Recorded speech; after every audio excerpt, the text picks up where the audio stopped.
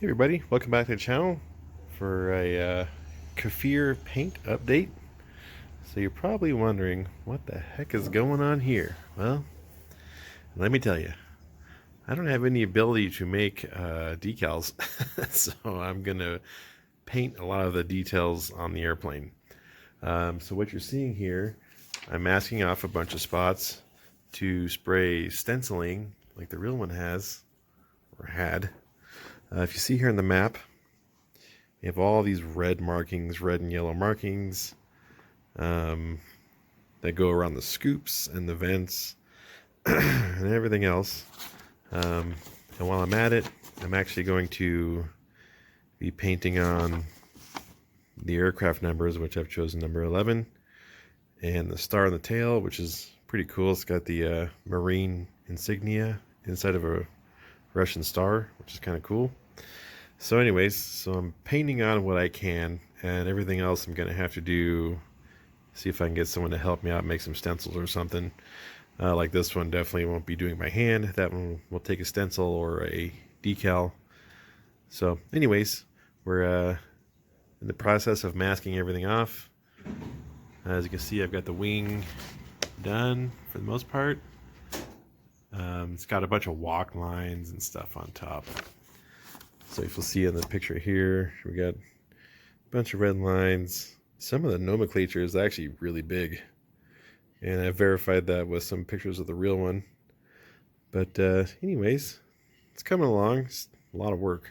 This is very time consuming. So anyways, I've already started putting some of the colors down. So I've got yellow on some of these because they have a yellow surround, and it's easier to put that color down first than to try and do it later. So I don't know what I'm going to do with these exactly, but I'm going to paint the red and the yellow at least and go from there. Same with this one. So anywho, we'll report back after I get some more color on here.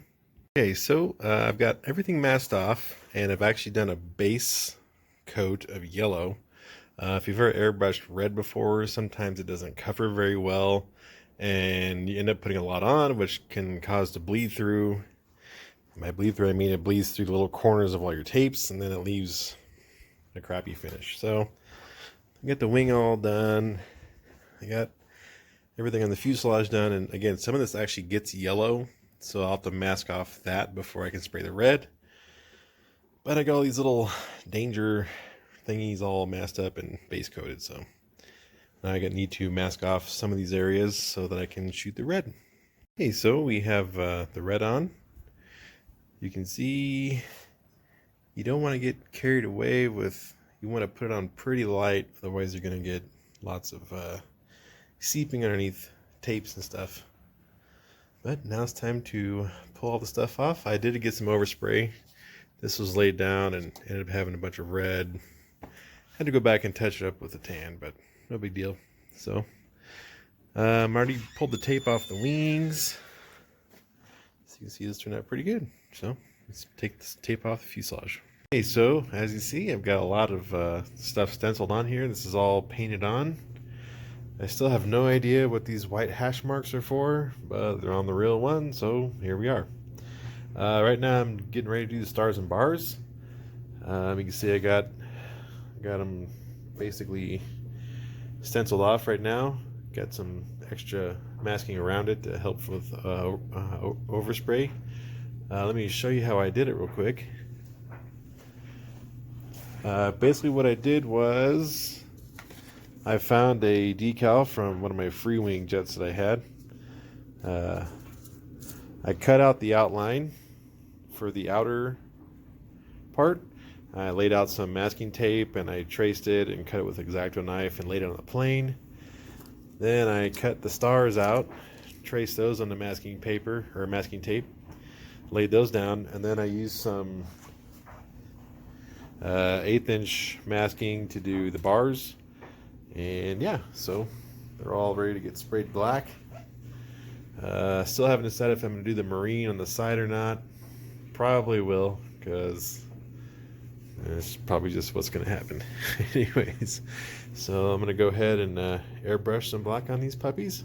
This is basically how I laid out all the graphics. Same thing with the star. I cut it out on the table and placed it on the plane and did one of those things. The 11s were actually done by hand.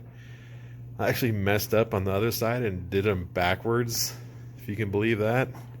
Dyslexia is a real thing, I'll tell you that right now. So I have to fix them. I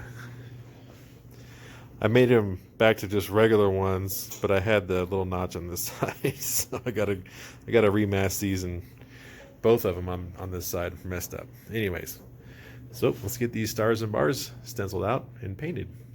Okay, so this one's been sprayed. I've already pulled the masking off around it, and now we're gonna go ahead and do this one on the side right here. And I thought I'd show you guys real quick how I do it.